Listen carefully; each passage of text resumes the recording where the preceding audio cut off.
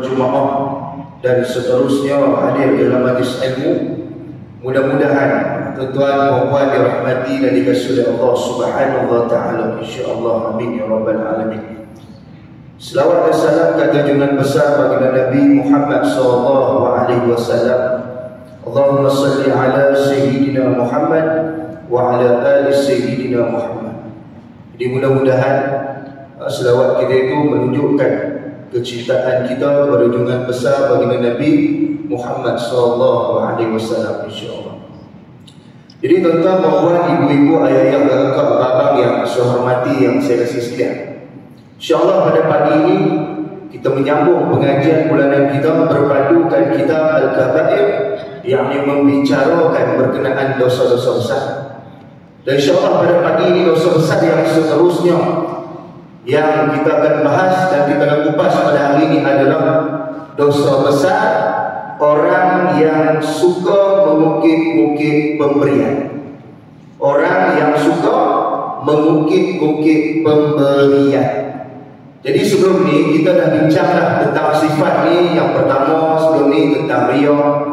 Yang kedua berkenaan dengan ujub dan takabur. Dan hari ini melengkapkan satu sifat yang juga termasuk dalam sifat mazmumah, sifat tercela. Dia bagi ataupun dia memberi sesuatu lalu dia mengukit-ukit apa yang diberikan. Ini pun banyak tuan-tuan dalam masyarakat kita. Sedar atau tidak perbuatan ini mendatangkan kepada laknat daripada Allah Subhanahu wa taala dan kebencian Allah Subhanahu wa taala kepada golongan-golongan yang apabila dia memberi sesuatu, maka dia tuan-tuan, kata pepatah Melayu, ada udang di sebalik batu. Lah dia berubah sikit, ada udang di sebalik mi kita kata, tak apalah, mi ke apa-apa. Yang penting kita buat apa yang kita kata. Baik. Jadi tuan-tuan yang dirahmati Allah Subhanahu wa taala, kita pergi dulu dalam dalil yang pertama. Seperti mana sabda baginda Nabi Muhammad sallallahu alaihi wasallam. Kata baginda Nabi Muhammad sallallahu alaihi wasallam, la yadkhulul jannata aqu wa la mananu wa la mudbirul khamr wa la mudbirul bisihr. Nabi kata tidak akan masuk syurga. Yang pertama siapa? Orang yang derhaka kepada kedua ibu bapa. Itu yang pertama. Yang kedua, orang yang suka mengukit-ukit pemberian. Itu yang kedua. Yang ketiga, penagih arak, iaitu orang yang meminum arak.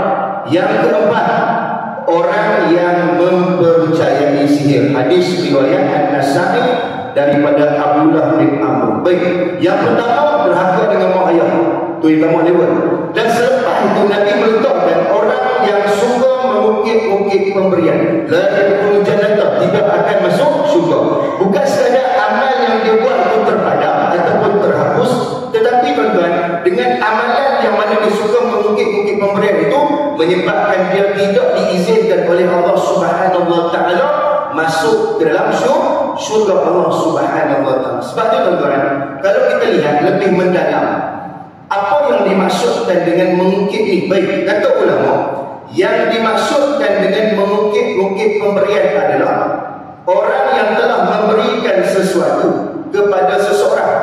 Mengukit pemberian itu bermaksud dia bagi sesuatu, lepas tu dia bagi sesuatu kepada seseorang, kemudian dalam kesempatan lain orang yang memberi itu merasa terhina, merasa something wrong lah, ada something yang tak kena kepada yang diberikan itu. Kemudian yang memberi mengukit-ukit kembali pemberian tersebut. Contoh, kan aku pernah tolong hang dulu, itulah dulu hang susah siapa tolong? Gitu. Kan banyak kedai dulu masa PKP tutup, siapa tolong bagi dana dulu, bagi pinjam? Siapa bagi? Dia itulah. Lebih kurangnya tuan-tuan, dia bagi tu the long term dia akan cakap balik dulu. Ada orang tuan-tuan dia tak cakap hari ni 30 tahun lepas dia akan cakap. Hari ni umur dia 20, 30 tahun umur berapa? 20 sekarang, 30 tahun lagi 50. Umur 50 dia cakap. Dia cakap kawannya, selama ni aku tolong banyak orang boleh ni lupa diri dah. Dia bercakap tu 30 tahun ke depan juga baginda Nabi Muhammad SAW kata orang macam ni tidak diizinkan Allah Subhanahu Wa Taala masuk ke dalam syurga. Sebab tu the point is, satu perkara kita kena ingat, Nabi highlightkan kita amalan kita buat apa? Innamal a'malu binniyat. Itu yang pertama sekali. Apa yang kita buat, pastikan niat kita betul. Niat kita tu ikhlas. Apa maksud ikhlas? Ikhlas ni kita buat semata-mata kerana Allah. Bukan nak popular, bukan sebab follower, bukan sebab pengikut 35 juta. No. Sebab kadang-kadang buat satu perkara sebab nak tengok orang puji kita, nak tengok orang kata kita ni bagus, barulah buat. Macam kata apa? Macam pemukul dengan pemaham kan? Katok pun jalan, tak katok tak jalan. Mana nak buat amalan ni bukan kerana Allah, tapi buat ada sebab dan perkara yang tertentu. Sebab tu tuan-tuan, kenapa mengungkit ini terjadi? Kenapa? Ada tujuan. Sebab tu apa perkara kita buat atas dunia ni mesti ada tujuan, mesti ada hala tuju. Baik, apa tujuannya? Baik, tujuan daripada mengungkit pemberian itu adalah, ini saya suka ni, tujuan daripada mengungkit pemberian itu adalah agar yang diberi ingat dan sedar bahawa dia pernah berhutang budi kepadanya sehingga mahu berbuat baik terhadapnya. Dia Allah. Apa hajat ulama kata? Tujuan dia bagi ni, contoh orang kita kata apa? Orang Melayu kita selalu buat je lah.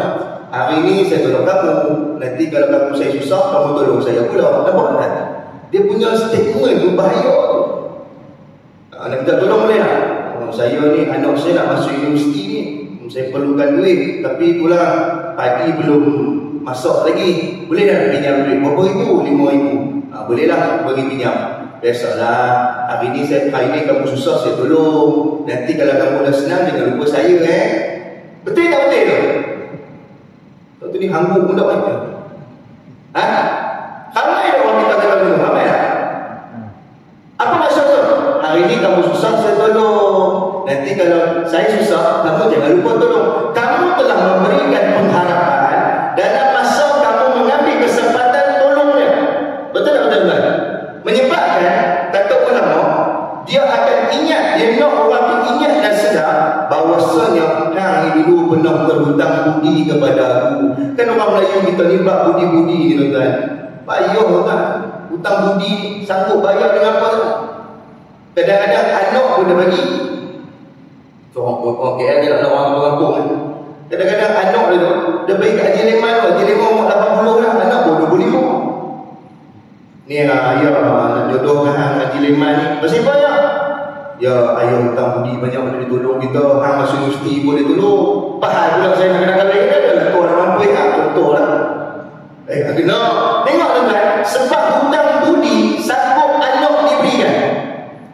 Dan persoalannya tuan-tuan, dalam Islam, hutang budi ni dia wajib bayar ke? Hutang budi ni wajib bayar ke? Ada tak dalil? Nabi kita hutang budi wajib bayar. Ada tak? Tak ada bang, tak ada. Yang wajib bayar bang, hutang duit itu wajib bayar.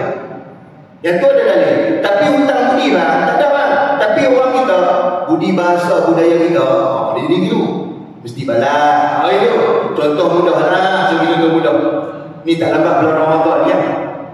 Bulan 3 ni insya-Allah kalau umur kita panjang, Allah izinkan kita masuk Ramadan tahun depan, maka kita akan dapat merasai Ramadan yang akan datang ni. Tentang bulan Ramadan ni, Nabi sebut satu hadis yang mana Nabi kita barang siapa yang memberi makan kepada orang yang berbuka puasa, dan berbuka puasa bagi makan, maka dia mendapat pahala orang tersebut tidak dikurangkan walaupun sedikit. Betul tak hadis? Dan kebiasaannya tentang budaya orang Melayu kita, bila tibanya bulan Ramadan dia akan bagi jodoh berbuka puasa. Betul tak? Sama ada kepada jiran ataupun tetangga yang berdekatan, dia akan bagi. Dia belilah pentabak dekat bazar Ramadan, dia beli dia beli satu untuk dia, dua lagi untuk jiran dia. Haji Leman dengan Haji Bakar itu. Dia beli tuan, itu cantik lah. Budaya itu bagus. Walaupun Nabi kita dibagi pada orang makan, dia buka puasa, kalau hari itu dia baca Quran, you dapat, dia zikir banyak, you dapat, dia buat amal apa, you dapat. Tidak dikurangkan walaupun sedikit. Tapi masalah kita tuan, bila kita bagi itu, contoh kita bagi ke lombing, kita bagi martabak, kita bagi cok kodok kan. Bagus tak? Bagus. Bagi tu dengan harapan apa? Kau harapan apa bagi? Ha? Bagi ada ni tak ada. Tadi pula rajin lebih tadi buat apa? Buat lepak pisang. Ada lebih sikit alam dia kat dia 6 biji. Bagi 6 biji, bekas tu besar ni. Bagi. Tak ada apa pun besar bekas tu. Tak ada lah saja lah. Tuan-tuan faham tak kenapa dia bagi bekas besar tu? Kenapa? Kenapa dia bagi besar tu? Supaya orang tu faham ni dia lupa belah. Betul tak betul? Cuba kawan tu bagi bekas kosong. Muka yang elok sudah terpelengok kan? Ada bulan Ramadan tu setan betul tak? Ada tuan-tuan kadang-kadang bagi orang bagi kadang-kadang ialah kita kena faham tuan. Ada di kalangan kita ni yang kurang bernasib baik. Dia tak ada benda nak makan tuan. Tak ada. Buka puasa dia makan tuan. TO dengan biskut Mary tak ada.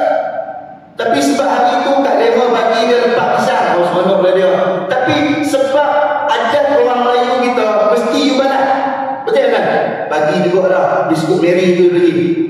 Kawan bagi lepak pisang, dia balas biskut Mary. Okey lah. Okey lah tuan-tuan. Tuan ni jawab benda kan okey lah. Lepak pisang, tuan-tuan lah tuan-tuan bagi kami golek, dia bagi biskut Mary. Macam okey. Tak KO. Harapan tuan-tuan setinggi gunung. Kau kalau kami golek, dia bagi apa? Dia bagi apa? Unta boleh contoh. Dia begitu lah panggil dia. Panggil dia dulu lah. Faham tak? Sebab tu kadang-kadang bila dia bagi, dia siap boleh buat tu. Dia ambil terpawai dia buat tu. Depan dia lah dia. Bunyi pot. Kat dia ada yang beliau. Poti lah dia kat rumah saya. Banyak bertahap dia tu kan. Dia punya perangai tabiat orang Melayu kita kan. Sebab dia panggil. Takkan tak reti dah aku bagi takkan tak balas. Sedangkan tuan, kalau orang tu tak balas pun apa masalah? What is the point? Apa masalah? Betul tak? Tuan, kita kalau orang balas pun tak apa, orang tak balas pun tak apa. Okey pun. Tapi bila kita meletakkan pengharapan supaya orang tu balas apa kita buat, pasti kita akan kecewa. Kenapa? Manusia dia tidak akan dapat memenuhi kehendak kita. Betul tak? Manusia, saya letak sekali manusia dia tidak akan dapat memenuhi kehendak kita. Sebab dia pun manusia, betul tak? Yang boleh dan faham tentang kehendak kita siapa? Siapa tuan? Allah Subhanahu Wa Taala. Dia tahu apa yang kita nak dan apa yang kita mahu kan. Tapi orang ramai yang kadang-kadang meletakkan pengharapan itu kepada siapa? Makhluk, bukan kepada manusia.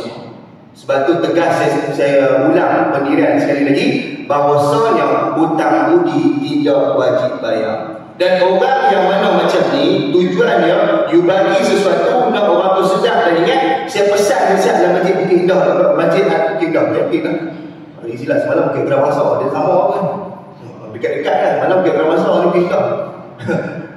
Kena ingat siapa yang nak bagi tujuan dia nak bukit, saya nasihat satu ya, tak payah bagi ya. Boleh tak tuan?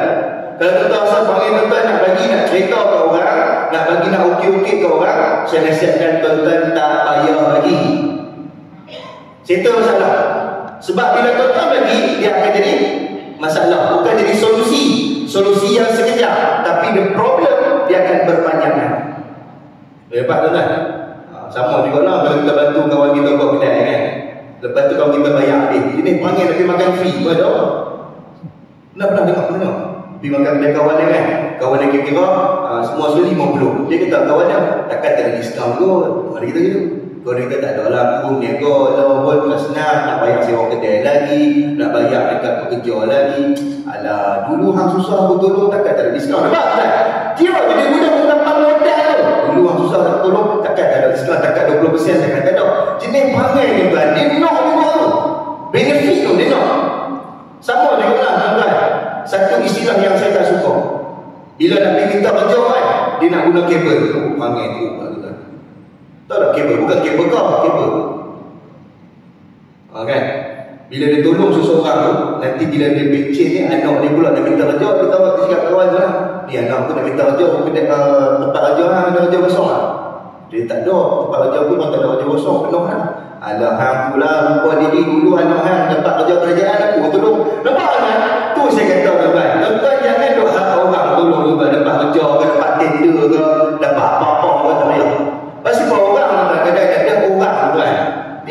masa dia akan jadi perangai tu. Dia akan jadi. Sebab tu kita kena ingat dan beringat supaya jangan kita terikat lagi terlibat dengan dengan budi orang ataupun dengan apa yang orang buat baik kepada kita. Alah, kalau orang buat baik pun kalau kita tak balas pun masalah. Oh, masalah. Buat baik tak semestinya balas baik. Ada orang buat baik, orang balas jahat lagi terus boleh tahu. Kan? Tidak piramid tak buat cerita dalam jahanam tu. Baik, terus. Seperti mana firman Allah Subhanahu wa taala dalam surah Al-Baqarah ayat 264, A'udzubillahi minasyaitonir rajim. La tubtilu sadaqatikum bil manni wal azan. Kata Allah Subhanahu wa taala, janganlah rosak pahala amal sedekah kamu dengan ungkitan dan kelakuan menyakitkan. Maka Allah highlight satu lagi perkataan, iaitu perkataan menyakitkan. Sakitnya pun di sini di dalam hatiku, tuan. Sebab bila ungkit ni cerita menyebabkan orang merasa terhina, betul tak? Contoh tuan bagi sedekah pada orang tu, ataupun tuan bagi zakat, ataupun tuan bagi bantuan, dia dah susah tuan, dia dah susah. Lepas tu tuan cerita ke orang pula, tu keluarga leman tu aku tolong banyak tu, makan bekas semua aku beli, dah lah kawan tu susah. Lepas tu hampir cerita ke orang kampung kau bawa mulut tak? Bawa mulut. Boleh lemas selama hidup makan apa dia orang bagi, aku ingatkan hari dia penyegat hari dia. Nampak tak? Benda tu dia akan datang negatif ke positif? Negatif. Dan orang yang menerima tu kata, kalau aku tahu macam ni panggil orang nak bagi ni, lebih baik aku tak terima, lebih baik aku tak makan daripada aku terima panggil tadi. Betul kan? Sebab jatuh yang Allah. Sebab kita faham lah, orang kita ni bila disebut duk minta-minta ni, dia kata apa? Malah kerja kan? Sedangkan ada orang dia tak minta pun tapi orang nak bagi. Tak ada kan? Ada. Dia tak minta, dia kerja mesti rumput, kutip tong sampah, kutip sampah, ataupun kutip bekas-bekas, plastik-plastik, kutip kotak-kotak. Dia kutip tapi pendapatan dia tak banyak. Tapi dia tak minta-minta. Tapi ada orang, dia bagi. Dia bagi dengan. Dia tak minta pun, dia tak buat permohonan, dia tak buat apa. Tapi ada orang nak bagi. Sebab tu perkataan mereka kata apa? Bagai orang yang mengantuk disuruhkan bantal, ambillah. Mengantuk tidur orang bagi bantal. Contohlah kita susah orang bantu, ambillah. Rezeki jangan tolak, bala jangan dicari. Mana rezeki Allah bagi, ambil jangan tolak. Sebab itu rezeki. Bala jangan kamu cari. Sebab tu kelakuan mengungkit ini kata Allah amat menyakitkan. Terutamanya kepada siapa? Semestinya kepada orang yang menerima bantuan itu, sama ada dari sudut sedekah, zakat ataupun infak. Cuma satu lagi saya nak sebut tuan. Tadi sebut yang pertama sedekah, Allah highlightkan sedekah. Yang kedua zakat, yang ketiga infak, yang keempat satu lagi apa? Soalan tu ni, wakaf. Tentang wakaf. Ada orang di wakaf tu, saya ustaz, alhamdulillah ustaz, ada duit banyak sikit saya wakaf lah di masjid, saya wakaf gini. Ustaz, alhamdulillah ada tanah banyak, saya wakaf dah di Majlis Agama Islam, saya wakaf satu hektar tu untuk buat masjid, untuk buat surau, untuk buat mahatafir. Alhamdulillah ustaz, saham akhirat. Kan Nabi kata apabila matinya anak Adam terputuslah semua amal mereka salah 3. Yang pertama sedekah jariyah, yang kedua ilmu yang bermanfaat, yang ketiga doa anak yang soleh. Sebab tu Nabi juga kalau tuan tengok hadis kan, Nabi letak bab amalan ni, Nabi letak yang paling senang. Yang pertama ni Nabi letak beritahu yang bab bila kita mati ni terputus semua amalan melainkan salah 3 kan. Yang pertama Nabi letak apa? Sedekah mudah lah. Mudah. Yang kedua ilmu yang bermanfaat. Ada orang ilmu betul tak? Itu dia. Yang ketiga lagi susah, doa anak soleh lagi susah. Yang banyak anak soleh tak ada. Yang senang pun satu, sebab tu Nabi letak sedekah ataupun sedekahul jariyah, sedekah dia. Sebab tu kan ada orang menterjemahkan duit yang dia ada dengan dia berwakaf. Cuma banyak isu tentang wakaf ini yang saya jawab dululah, sekarang ni dah kurang sikit lah sebab pendedahan banyak. Platform menjawab soalan pun banyak. Ada orang tanya, ustaz, betul ke ustaz, harta wakaf ini apabila kita wakafkan, selagi mana dipakai, selagi itu dapat pahala? Tuan-tuan dengar? Betul. Selagi mana pakai, selagi itu dapat pahala. Habis itu saya kata, kalau buang benda itu dapat pahala, rasa-rasanya ustaz. Lah agama ni ada rasa-rasa. Saya ingat pasal Tom Yam rasa-rasa. Tuan-tuan, saya ulang statement saya. Ada orang kata, Ustaz, harta wakaf ni selagi mana digunakan, selagi itu dapat pahala. Habis itu kalau tak guna, tak dapat apa Ustaz. Contohlah, saya tanya tuan-tuan, betul tak statement tu yang tuan-tuan dengar daripada kecil sampai tua statement tu? So sebab suatu tahap tuan-tuan, ada orang di masjid di surau, dia wakaf ni apa? Bukan kapek apa? Ni sejadah hak tepat tu. Bila sujud tu muka apa tenggelam tu, memang lena apa je. Sejadah tu mahal kan? Dia tak 3 orang depan tu. Kadang-kadang kita pergi semain di masjid dia besar kan? Ada 3 tu, untuk Bilal satu, Ustaz satu, sebelah tu JK tu. 3 orang letak tu. Mahal sejadah tu kan? Mungkin bertuki lah apa-apa. Kadang-kadang panggil orang kita tu kan, saya dengar JK tu cerita kan? Bukan masjid tu kan, masjid ni. Kadang-kadang dia boleh main cakap tu dekat JK, dia main awal kan? Dia kata sejadah macam mana? Dia kata kat JK, sejadah ni apa sejadah? Sejadah tu, sejadah apa sejadah? Sejadah apa? Hak saya wakaf tu letak depan. Dia suruh kawan tu ambil letak depan. Tuan-tuan yang awal ni punya banyak-banyak tu macam mana? Asyik sayang dia. Ni panggil dia tu. Lah ni masalah kita tak faham. Bila kita wakaf tuan-tuan, harta itu sudah menjadi milik siapa?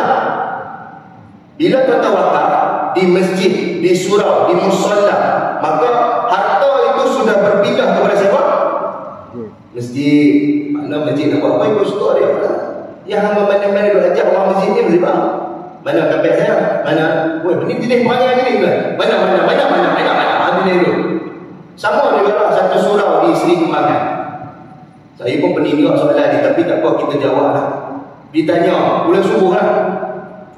Saya duduk, dia bawa pergi makan, saya bersembang-sembang, lepas tu pengurusi pun ada, ahli jawatankuasa pun ada. Kebetulan, lebih kurang sebulan, 2 bulan itu nak akan masuk bulan Ramadan. Ni 3 tahun cerita, 3 tahun lepas dia cerita. 2 bulan selepas tu nak masuk bulan Ramadan. Jadi dia kata, Ustaz, kami ni Ustaz, sebelum masuk Ramadan ni, 2 bulan ni, kami dia buat kutipan untuk tukar kapek surau. Kan bila nak Ramadan ni kan banyak surau-surau, kebanyakan masjid-masjid juga mereka akan tukar yang mana yang elok kapasiti, contoh kapek, aircon dan sebagainya, supaya yang datang nanti untuk tarawih, yang datang untuk beramal nanti bulan Ramadan selesa dan rasa senang hati. Betul kan? Baik. Saya kata okey lah, bagus lah. Kenapa masalah? Sebab dia dah kutip cukup duit. Kita tahu kapek ni tuan-tuan dia bukan murah. Ya. Kapek dia tak murah, bukan 10,000, bukan 20,000. Lebih lah. Tengok pada keluasan, ada sampai 70,000. Tapi surah tu besar. Walaupun bukan surah Jumat, besar lah. Surah Taman, besar. Saya tengok, bukan murah ni, 50-60,000 juga. Saya kata tukar lah kapek, elok dah tuan-tuan tu. Sebabnya tuan-tuan dah tak pun nak elok lah kapek pun tuan-tuan. Dia kata, Ustaz, kami pun dah cukup kutip duit.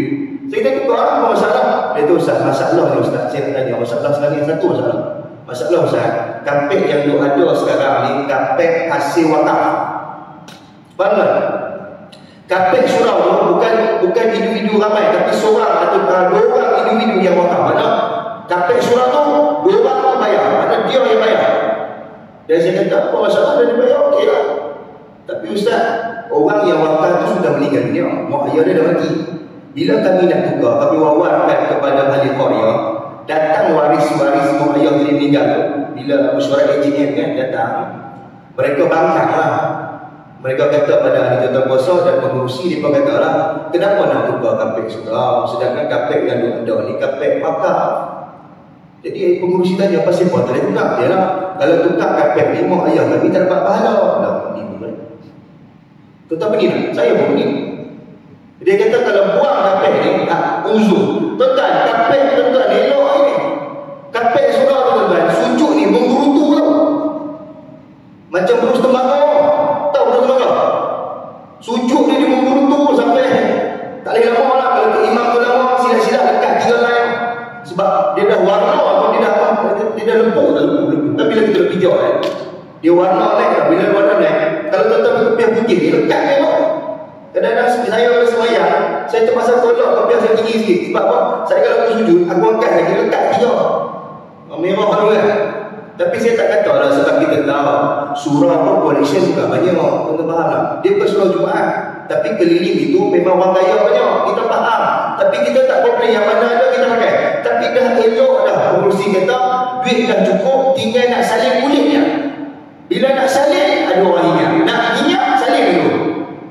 Lepas tu saya kata, apa masalah? Waris kata tak boleh tukar. Dia kata, ustaz, bila tukar nanti, mak ayah dan kubur tak dapat pahala. Saya kata, salah persepsi tu.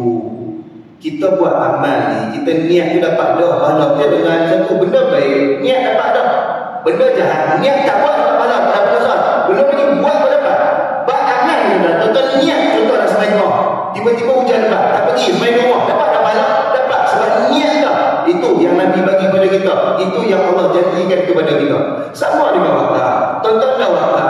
Wakaf ni tuan-tuan bagi untuk kegunaan orang ramai. Dan autoriti penggunaan barang tersebut terserah kepada tempat atau wakaf tu. Betul tak? Dan kena faham juga, saya kata kat haji tu, pengurusi tu.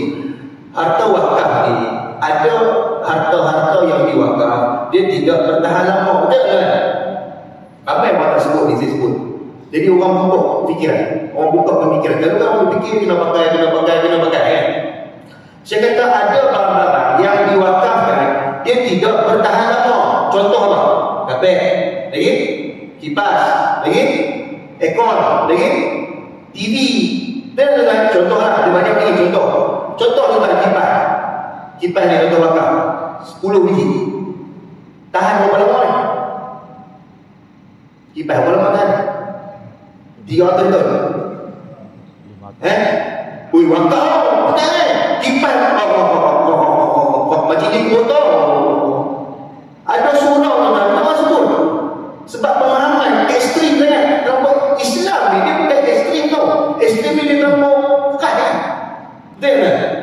Ada surau tu dalam kipas. Kipas ni dia lah panjang kan. Tua dia tu. Ada pipe tu kan. Kadang-kadang kipas tu bersengit tu. Lepas tu kipas ni kan, dia sengit tu. Sebab dia punya dah besar. Pusing tu kan. Dia bunyi macam lori buruk. Saya tanya tuan-tuan, kipas dia tu pusing. Agak-agak Jumaat nak semayang tu orang tu. Tengok apa semayang pula kipas. Tak jatuh mampu je. Nak semayang dah. Terputus soft sebab kipas. Kenapa tak dekat lagi? Tak boleh wakaf Ustaz, kena pakai ikat dengan jalan rabia. Ambil getah ikat. Sampai tahap macam tu juga.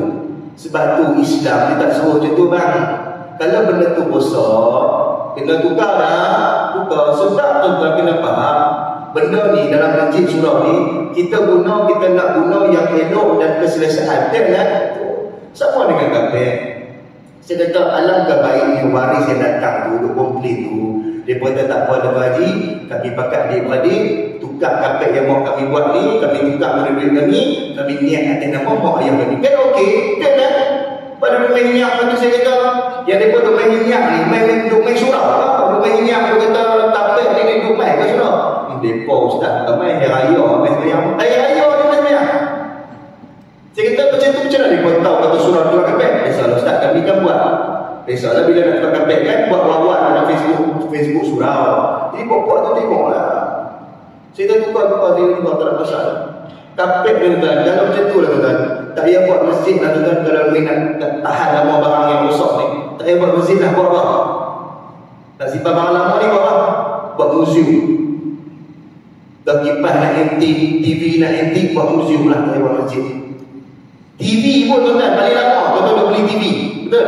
Beli kat Harvey Norman, beli kat Secondhand, belilah kat mana apa tu? Satu gitu. Yang famous tu Cosmos. Tak Cosmos. Saya panggil Cosmos. Kalau kenal mesti maunya. Faham tak? Kau nak faham apa? Beli 10 tahun dapat TV free. Memang. Tapi dia kenal tu kan mesti maunya. 10 tahun beli handphone. Beli berapa tahun? Handphone tu boleh tahu layak boleh buat mancing lah. Harga dia boleh beli 5 handphone. Itu nama dia Cosmos. Jadi tuan-tuan nak beli ratus kalau tuan-tuan lah. Sebab ada orang kata Ustaz, beli hari ni 3 bulan tu bayar. Oh syok lah. Bagus. Baik. Jadi tuan-tuan, selalunya barang ni tuan-tuan, dia warranty berapa tahun tu? Warranty setahun kan. Dan kita boleh beli warranty 2 tahun begitu kan. Sebab tu kadang-kadang kita jangan gambarkan bahawa barang itu akan bertahan lama. Itu kalau tak masalah. Sama juga masjid. Ada juga masjid yang nak buat, dia kata siapa nak wakaf untuk dia masjid kan. Sampai kadang tu di kampung-kampung ni, dia punya tahap hardcore ni, apa?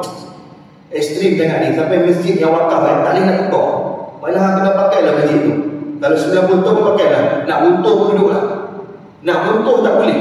Pasal apa? Sebab orang kampung dia tak boleh. Sebab ni semua bumbung ni orang wakaf, kapet orang wakaf, ni dinding semua wakaf, tar jalan. Tak boleh tukar, tak boleh tukar. Tapi tu nak buat macam mana? Biar tak? Kalau surau pun sengit sebelah, ada orang nak sembahyang. Sengit sebelah. Macam cerita apa? Nasib Doremi tu kan. Ni siapa yang buat ni? Aku lah buat. Kalau tuan-tuan tengok, tuan-tuan pun takut ni ngeban. Dah rumah dia tak ni ngeban ayam. Rumah dia tak. Cerita tu kan. Sebab tu tuan-tuan, ada satu cerita di Kedah, di kampung saya. Ada seorang ahli korporat ni tuan-tuan. Dia datang di kampung tu. Dia berkitab pada pengurusi masjid tu. Dia kata, saya tengok masjid ni agak uzur. Masjid kampung tu tahu lah. Kan, kalau bandar-bandar ni macam cantik. Masjid bandar ni cantik. Jarang yang uzur ni. Dia kata dah uzur ni saya cadang lah. Saya nak untukkan masjid ni, saya nak buat baru. Saya bayar semua. Mana dia boleh A sampai Z, dia bayar semua. Jadi bila diumumkan oleh pengurusi dalam mesyuarat, jadi orang kampung bakar lah. Sebab ini moyang mereka dulu yang naikkan masjid tu, dan semua hasil masjid tu hasil wakaf. Jadi orang kampung tak bagi. Oh, dia benih tu kan. Jadi dia berkata tak boleh. Itu sebabnya ada orang nak tajuk, kita tak kena keluar duit, dia nak buat semua. Jadi bincang, makan tahu tak? Bincang, akhirnya setuju orang kampung setuju, boleh untukkan masjid ni dengan syarat. Tahu tak syarat dia apa? Tahu tak syarat dia apa? Syarat apa? Untung semua, untung semua, kumpul satu tempat, hancurkan. Tahu tak hancurkan? Blend. Macam es blended, blend. Lepas tu bubur bawah. Sebelum tu simen, bawah dulu. Lepas tu simen. Kontraktor apa ni? Mahal dulu. Dia pun tak kena faham ini agama punya. Hak buat tu orang bukan orang Islam. Dia kata ni mahal. Kena ambil hak bubur, kena bagi hancur semua pun. Sebab nak bagi ni pun ni kualiti tau.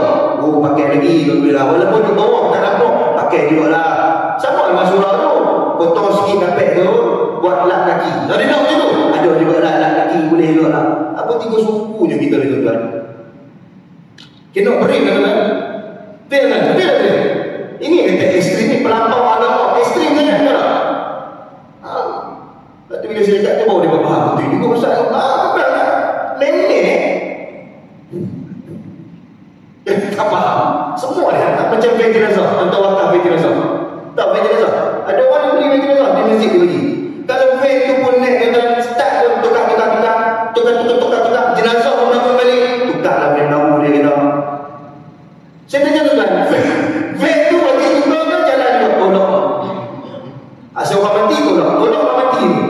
Teruklah sangat bang, tukarlah baru. Boleh kan? Itu problem, apa masalah? Baik yang terakhir. 7 sukuan kan, Datuk tuan-tuan pun tak senang hidup kan waktu nak ambil. Baik, last. Saya dah baca satu hadis, baru saya tutup. Baginda Nabi Muhammad SAW bersabda, hadis riwayat Muslim, Nabi kita salasatun la yukallifullahu wa la yanzuru ilaihim yaumal qiyamah. 3 golongan yang Allah tidak akan berbicara, tidak akan melihat mereka, tidak membersihkan dosa mereka, dan Allah menyediakan azab pedih kepada mereka. Yang pertama, orang yang melakukan kain yang kerana sombong. Yang kedua, orang yang selalu mengungkit-ungkit pemberiannya. Yang ketiga, perniaga yang melariskan barang jualannya dengan sumpah dusta. Hadis riwayat Muslim. Allah tak mau cakap, Allah tak mau tengok, Allah tak bersihkan dosa, Allah sediakan azab yang pedih. Cukup komplit. Kalau kita makan teh tarik 3-in-1 tu memang sedap dah. Koyak, bubur, kacau, memang komplit. Itu tuan-tuan. Baik, sebelum saya tutup kuliah saya tuan-tuan, sebagai kesimpulannya, sebelum ni kalau kita suka mengukir, maka sebesar satu je. Kita dah masuk tahun baru ni, lepas ni tak payah cerita apa-apa lah. Terutama dalam Facebook. Boleh tak tuan-tuan? Tuan-tuan ada Facebook tak? Kau tuan-tuan guna walkie-talkie? Ada Facebook kan? Jangan nombor iPad banyak dalam Facebook lah. Ni kadang-kadang dia ni tak cerita orang, tapi dia dalam Facebook. Hari ini saya rasa beriman sangat sebab saya tunjuk Haji Laiman. Beriman sebab tolong orang. Jadoh ni. Dia nak cerita, dia nak lari ke juga. Lepas tu orang like banyak, alhamdulillah, bawah tu ya. Lepas tu tiba-tiba ada orang komen, jangan macam tu tak baik. Tengoklah, ni Islam, mana pula orang tahu lah tengok boleh nak terima langsung nasihat orang. Benda tu salah. So salah kita tak sah. Kita tak salah. Boleh tuan-tuan? Cukup dah tu. Cukup sekadar tu. Dah 7.14 kita berhenti, insya-Allah. Mudah-mudahan topik perbincangan kita walaupun hari ini short pendek, tapi kita dapat untuk kita amalkan dalam kehidupan kita, insya-Allah. Kita jumpa lagi pada next bulan kita akan datang pada tahun hadapan tahun baru. Kita tangguh pula kita pada pagi ini dengan tasbih kafarah dan suratul As.